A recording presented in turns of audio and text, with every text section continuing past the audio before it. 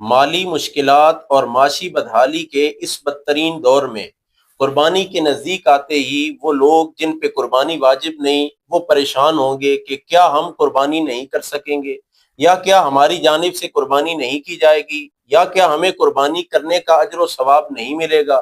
تو ان کے دل کی تسلی و اطمینان کے لیے گزارش ہے کہ خالق کائنات نے ہمیں رحمت کونین صلی اللہ علیہ وآلہ وسلم کا امتی و غلام بنایا ہے۔ آقا کریم علیہ الصلاۃ والسلام نے زندگی کے ہر موقع پہ اپنی امت کو یاد فرمایا ہے۔ قربانی کے موقع پہ آقا کریم علیہ الصلاۃ والسلام نے اپنی خصوصیت کا استعمال کرتے ہوئے اپنی ساری امت کی جانب سے قربانی فرمائی۔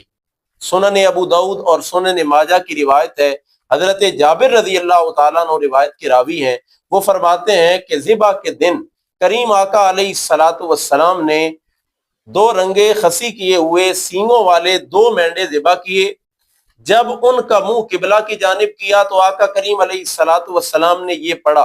انی وجہت وجہی للذی فطر السماوات والارض حنیفا وما انا من المشرکین ان صلاتی ونسکی ومحیای ومماتی للہ رب العالمین لا شریک لہ وبذلک امرت وانا اول المسلمین اللہم منک ولک ان محمد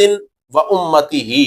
اور سنن ابو داؤد کی ایک اور روایت میں اس طرح کے الفاظ ہیں جن کا معنی یہ ہے، آقا کریم علیہ الصلاۃ والسلام نے یہ فرمایا، الہی اسے میری جانب سے اور میری امت میں سے اس کی جانب سے جس نے قربانی نہیں کی قبول فرما۔ لہذا اللہ رب العزت کا شکر بجا لائیے کہ خالق کائنات نے ہمیں اس نبی کا امتی و غلام بنایا ہے کہ جنہوں نے اپنی ساری امت میں سے اس ہر فرد کی جانب سے پہلے ہی قربانی کی جو قربانی نہیں کر سکے گا۔